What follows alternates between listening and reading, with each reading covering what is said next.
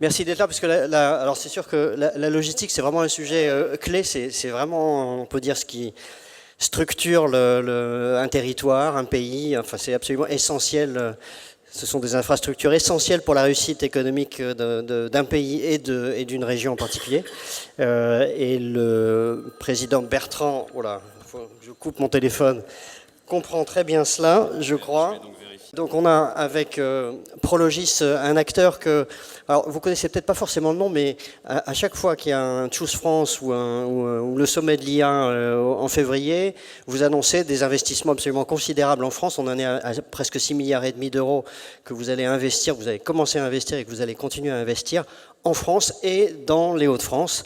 On va en parler avec Xavier Bertrand. Peut-être vous nous dites deux mots d'abord sur votre entreprise qui est américaine, qui a son siège à San Francisco et qui est, je crois, le premier acteur ou un des tout premiers acteurs mondiaux dans la logistique immobilière.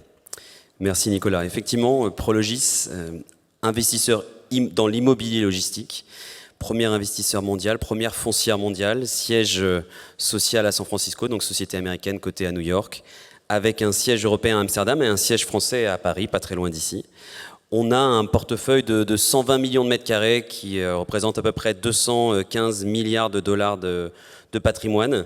Et en France, 4 milliards de patrimoine qu'on aimerait donc, comme vous l'avez annoncé, plus que doubler à horizon 2035, avec un investissement annoncé à Choose France d'environ 6 milliards, un peu plus de 6 milliards d'euros.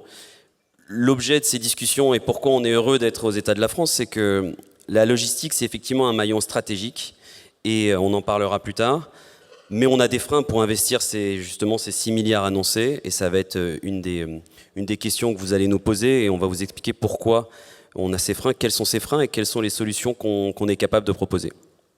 Xavier Bertrand, qu'est-ce qui fait qu'on va choisir un territoire plutôt qu'un autre? Votre slogan, ça pourrait être Choose Hauts-de-France plutôt que Choose France, j'imagine. Je vous vois venir.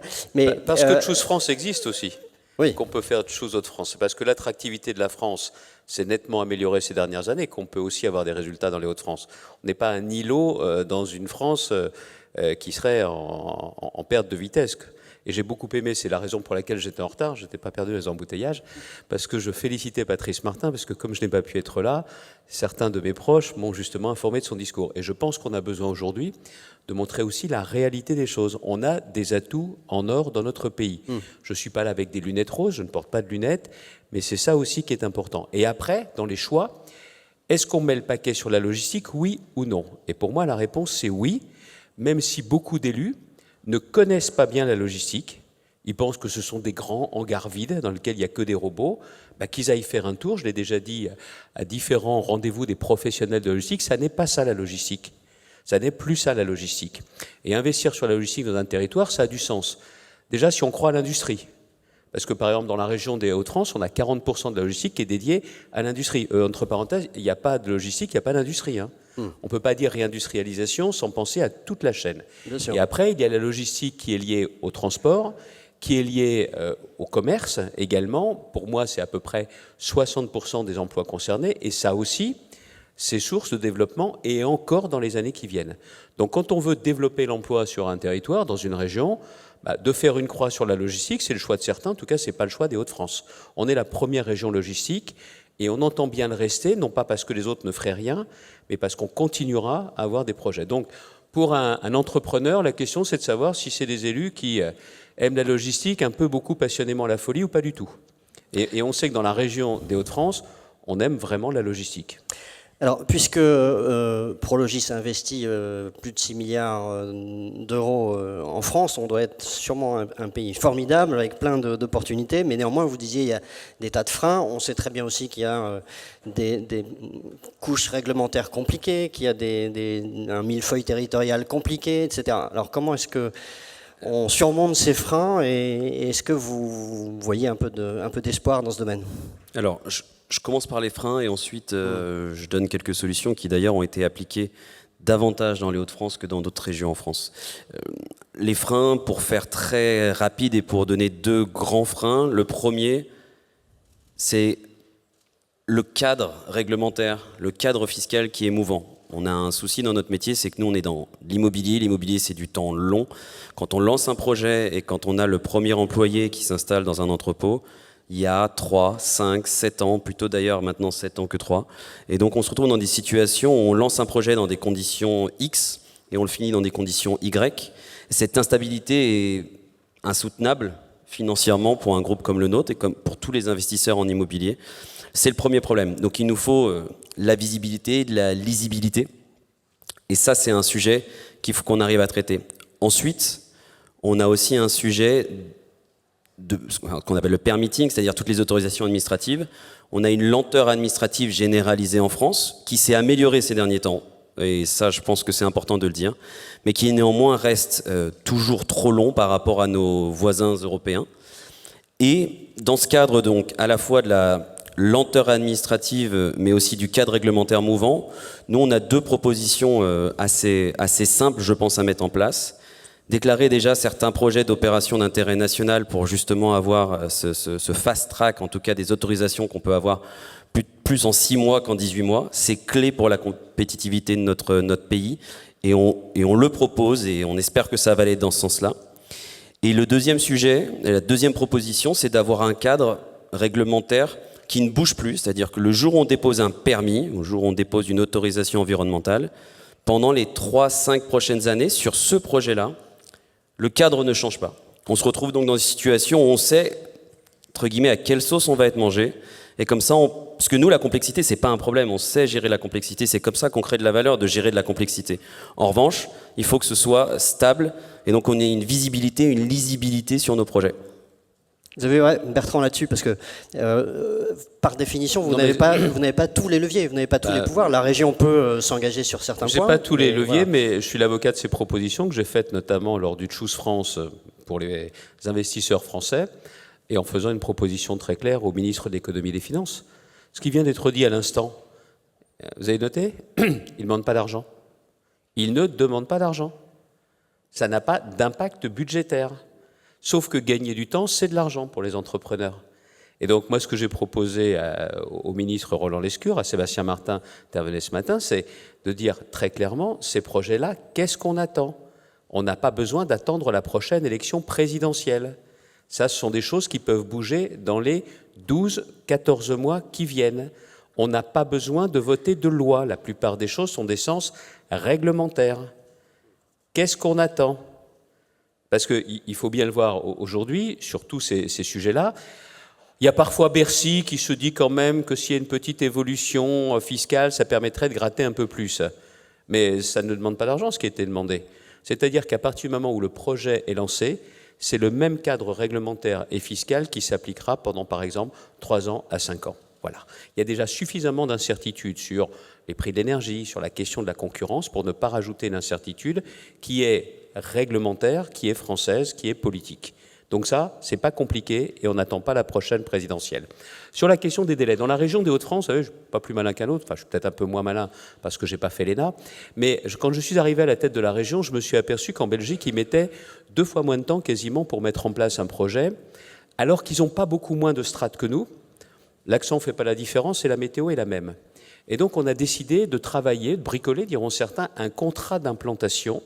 C'est-à-dire qu'on n'attend pas qu'un acteur comme l'État ait fini ses procédures pour engager la discussion entre les collectivités et le porteur de projet. C'est-à-dire qu'on fait un truc, on regarde les permis en blanc avant même qu'ils ne soient déposés. C'est-à-dire qu'on n'attend pas la fin du délai pour dire il nous manque des pièces ou ça colle pas. C'est-à-dire qu'avec les architectes, on est capable de regarder ce qui va bien se passer ou ce qui a besoin d'être modifié avant le dépôt. On n'est pas plus malin que les autres, mais avec ça, on a gagné de nombreux projets. Ce contrat d'implantation, il a inspiré le projet de loi Industrie verte, qui n'est pas allé aussi loin. Et ce que je souhaite aujourd'hui, c'est que l'on enferme l'État dans des délais qui soient des délais beaucoup plus contraints, parce qu'encore une fois, ce que je viens de dire ne coûte pas 1 euro, mais donne aussi beaucoup plus de visibilité et donne beaucoup plus de rapidité pour porter les projets. Franchement, je le redis aux différents interlocuteurs ministériels, on n'a pas besoin d'attendre là-dessus. Alors c'est vrai, on peut se dire qu'il y a des résistances. Alors dans ces cas-là, il faut s'appuyer sur l'État, mais sur l'État en région.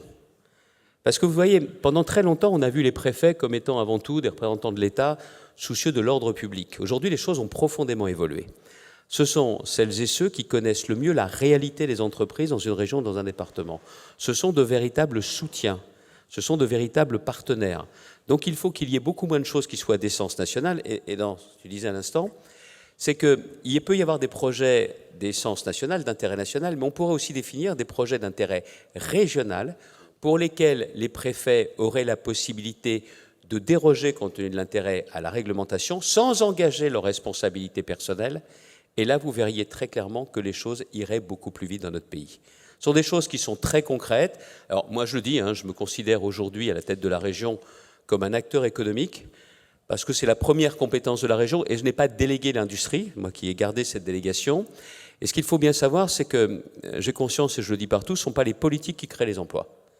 Ce sont les entrepreneurs qui créent les emplois. Mais notre job, c'est de créer l'écosystème favorable. Et c'est ça qui compte, et ça c'est possible, et je le répète, avant 2027. Juste Nicolas, merci. J'aimerais juste confirmer les propos du président Bertrand. On a vécu cela dans les Hauts-de-France. Je pense que le grand enseignement qu'on a eu sur les implantations, ça fait 25 ans qu'on est implanté dans les Hauts-de-France. On est le premier propriétaire de bâtiments logistiques dans les Hauts-de-France. Et on a vécu cet alignement entre le politique, l'exécutif. Je m'explique. On a développé un parc à Douvrin, qui est donc dans l'ancien bassin minier, dans des zones où effectivement les terrains ne manquent pas, contrairement à d'autres territoires. Mais malgré tout, on a des territoires où les terrains sont là, mais où c'est lent. Là, ça a été rapide. Pourquoi ? Il y a eu une volonté politique de Xavier Bertrand au niveau de la région, puis ensuite un alignement des acteurs locaux, que ce soit pour nous le CISIAF, la commune en question, la communauté de communes. On a eu un alignement évident, et ensuite une aide à travers Nord France Invest qui nous a aidé à déverrouiller les quelques problèmes que l'on avait, et effectivement nous faire tout simplement gagner du temps, pouvoir sortir un bâtiment avant nos amis belges ou nos amis hollandais, et donc pouvoir effectivement investir sur le territoire comme vous l'avez dit. Parce que la différence, c'est qu'on a encore du terrain, malgré la loi ZAN qu'il faudrait sérieusement assouplir. Nous sommes une région où nous aurons encore plus de 7000 hectares à artificialiser. Après, chacun, même vous savez, je crois que c'est de réputation nationale que je suis un râleur, mais je sais aussi négocier. Et nous avons bien veillé à ce que des projets qui comptent pour la logistique, comme le canal Seine-Nord-Europe, qui va être avec ses ports intérieurs un acteur clé de la logistique dans les années qui viennent, que ce soit le grand port maritime de Dunkerque, que ce soit nos gigafactories de batteries électriques, tout ceci ne rentre pas dans le compte régional. Si bien que nous avons encore plus de 7000 hectares à artificialiser, dont une grande partie est à la main de la région, parce que même si ça rend impopulaire, on a créé une réserve foncière régionale, ce qui nous permet également de continuer à alimenter des projets. Parce que sur la logistique, vous avez parfois des élus locaux qui disent quel va être l'impact en termes de flux. Est-ce qu'on va avoir beaucoup de camions en plus? Donc ça, c'est aussi quelque chose qu'il faut intégrer. Est-ce que ça va créer des emplois ou est-ce que ce sont des entrepôts vides? Ce ne sont pas des entrepôts vides. Ce ne sont pas des entrepôts vides. Et les acteurs dont on parle aujourd'hui, allez voir à l'intérieur, il y a beaucoup plus de métiers qu'on ne le pense. Il n'y a pas seulement des caristes. Et en plus, ce sont aussi des métiers dans lesquels moi je suis très attaché à l'escalier social, à l'ascenseur social, la classe moyenne, où vous pouvez progresser entre le moment où vous rentrez dans un entrepôt logistique et le moment où, avec de l'expérience, vous exercez davantage de compétences. Donc le vrai problème, c'est que beaucoup d'élus ne connaissent pas ce secteur de la logistique. Et je dis souvent, faites des portes ouvertes, faites découvrir, et les gens s'apercevront que ça n'est pas du tout ce qu'on peut imaginer.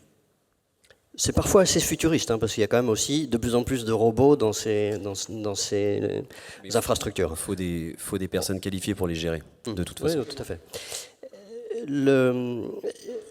Au moment du sommet de l'IA, parce que vous êtes aussi dans les data centers, on disait, on avait plein de projets qui ont été annoncés, et en même temps, on disait, en France, il faut 5 ans, 6 ans avant que tout ça puisse être mis en œuvre, que les raccordements au réseau électrique se fassent, qu'on ait toutes les autorisations, etc. Et donc, au moment du sommet de l'IA, il y avait des engagements qui avaient été pris pour accélérer ces délais, parce qu'effectivement, 6 ans, c'est quand même très long. Est-ce que vous voyez un début de résultat à ce niveau-là? Il faut être honnête. On va être honnête. Oui, mais pas assez. On On a des projets particulièrement, en l'occurrence pas dans les Hauts-de-France, sur les projets de data center pour l'instant, et Dieu sait qu'il y en a, donc ça je sais que le président Bertrand est favorable au data center également, et vous y reviendrez, mais on a des projets dans quelle d'autres puissance les vôtres? On a 600 mégawatts de sécurité. Nous on est au-dessus. Je sais, c'est pour ça. C'est pour ça qu'il faut qu'on s'en On est reparle. un giga. On est un Et giga. vous êtes toujours au-dessus. Mais C'est avec 1m70, géographiquement, avec de toute façon. 1m70 pas souvent. Hein. Ouais, j'ai le même problème. On a annoncé des investissements. Alors les montants sont vite très élevés en data center. Ouais. Là, les 5 milliards que l'on a annoncés se reposent sur 4 projets. On a une volonté politique, nationale, qui est assez claire. On se heurte très souvent à des sujets locaux. L'accès à l'énergie est finalement plus facile que prévu. C'est une énergie décarbonée, donc ça c'est un atout de la France. En revanche, effectivement, quand il faut, et on a parlé dans la table ronde précédente, quand il faut tirer un câble d'une sous-station jusqu'à un terrain, ça peut prendre 3, 4, 5, 7 ans. Et là, c'est pareil, les autres pays n'attendent pas et vont développer des data centers avant nous. Donc la réponse est oui, il y a un élan vers le data center. On se heurte malheureusement à un non-alignement de la volonté nationale, voire régionale, et des volontés locales qui sont souvent contradictoires. On peut parler data center? Parce que c'est un sujet qui me passionne. Je dois être tous les jours sur ces dossiers-là, et en ce moment, sur les 35 dossiers fast-track qu'il y a en France, 8 sont dans les Hauts-de-France. Et on a 3 sites, un dans la Somme, un dans le Nord et un deuxième dans le Nord, qui viennent d'être labellisés. D'ailleurs, il y a dans l'un des dossiers, je parle de data center qui à terme feront 1 giga, qui passe ce soir en commission d'une intercommunalité et qu'on va annoncer très rapidement avant la mi-décembre. Le deuxième va suivre dans les semaines qui suivront. Je rejoins totalement. Il y a une volonté politique. Chez moi, je suis prêt à consacrer du foncier à cela. Ça crée des emplois, moins que les gigafactories de batterie. Enfin, les gigafactories de batterie, c'est 2000 à 2500 emplois par usine. Et entre parenthèses, contrairement à ce que disent les Cassandres, ça marche. Dans la région, j'en ai 2 qui sont déjà ouvertes, qui alimentent notamment la R5 électrique, première voiture électrique vendue en France, au passage, fabriquée dans la région. Les batteries aussi sont dans la région. Mais là, les data centers, même s'il y a moins d'emplois, moi, ce qui m'intéresse, c'est les usages de l'IA, et notamment, quelle capacité de calcul liée à l'IA va bénéficier à mes entreprises régionales, va bénéficier à l'écosystème de l'enseignement supérieur et des grandes écoles. C'est ça qu'on négocie aujourd'hui. L'État est d'accord, la région est à fond là-dessus, on a un sujet RTE. Et le boulot de la politique aujourd'hui, surtout sur le plan local, c'est un boulot d'ostéopathe. J'ai une vertèbre qui coince. Et on sait comment la décoincer, c'est RTE. Et j'en ai parlé pas plus tard que la semaine dernière avec le préfet de région et le président de RTE. RTE, aujourd'hui, est très allant, d'un point de vue commercial, mais les technico-commerciaux sont un peu moins allants. Alors, il y a 2 possibilités. Soit ils font exactement ce qui a été dit, soit, dans ces cas-là, s'ils ont des problèmes de budget, qu'ils acceptent que les porteurs de projets financent une partie des travaux pour aller plus vite. Et vu les montants des investissements, c'est tout à fait possible, parce que le temps, c'est de l'argent, on est d'accord. Ou alors qu'ils acceptent que d'autres acteurs que RTE fassent une partie des travaux de façon à pouvoir faire le branchement final par RTE. Là, encore une fois, moi, quand j'ai une difficulté, je ne fais pas de la politique pour me dire « Ah ben c'est tant pis, on va faire autrement ». On doit trouver des solutions. Ces solutions existent, qui ne coûtent pas 1 euro de plus à l'État et RTE, mais très clairement, c'est une vertèbre que l'on peut clairement décoincer. Dans les Hauts-de-France, vous avez des investisseurs d'origine étrangère. Vous êtes une société américaine, on l'a dit. Qu'est-ce qu'ils vous disent, tous ces étrangers, quand ils voient le spectacle que l'on offre en ce moment en France, notamment sur le plan budgétaire? Ils vous disent, et notamment au siège à San Francisco, on voit ça évidemment de très loin, ils vous disent quoi? Ils sont fous ces Français, et est-ce que ça, plus sérieusement, est-ce que ça ne risque pas de décourager l'investissement dans notre pays? Ils continuent à venir en vacances en France, donc c'est bien. En vacances, encore des atouts. Mais... on a une vision, je pense, finalement, je l'ai dit tout à l'heure, le temps immobilier, c'est un temps long. Les soubresauts conjoncturels ou politico-conjoncturels que l'on a en France font peur, peuvent créer de l'instabilité. l'illisibilité de l'avenir, en particulier, comme je l'ai dit, réglementaire et fiscal. Néanmoins, on est sur un temps long, donc on n'arrête pas nos investissements quand on a une dissolution, un changement de Premier ministre ou un projet de loi de finances qui, effectivement, a décidé de taper sur les entreprises qui investissent. Donc, non, ça ne s'arrête pas. On doit davantage défendre que d'habitude l'intérêt d'investir en France, mais on continue à vouloir le faire et on ne s'arrête pas à effectivement à ces sujets très conjoncturels qui, j'espère, ne deviendront pas structurels. Xavier Bertrand, Déjà, sur le désordre politique. On leur dit de ne pas regarder les chaînes d'infos en continu et LCP, parce que c'est quand même la seule année où le nombre de copains entrepreneurs sont capables de me dire que tel amendement est passé tel jour à telle heure, qu'il a été voté par tel groupe. Je dis, mais t'es malade, tu m'as jamais dit ça auparavant. Mais là, tout le monde regardait le CP en oubliant que quand ça passe à l'Assemblée, après ça passe au Sénat et il y a une mouture finale. Mais on est quand même en permanence à dire, mais ils sont tarés. C'est vrai qu'il y a un certain nombre de groupes qui sont tarés, qui ne connaissent pas le monde de l'entreprise, je le dis très clairement, on a quand même évité la taxe Zuckman, on a quand même évité aussi la taxe sur les holdings, je l'ai dit aussi, ou quand même un truc insensé, on allait taxer 2 fois la même chose, quand même. Tout ça n'a pas été retenu, tant mieux. Mais il faut dire aussi les choses, je ne suis pas un éternel optimiste, il n'y a quand même pas beaucoup de pays qui sont si en forme que cela.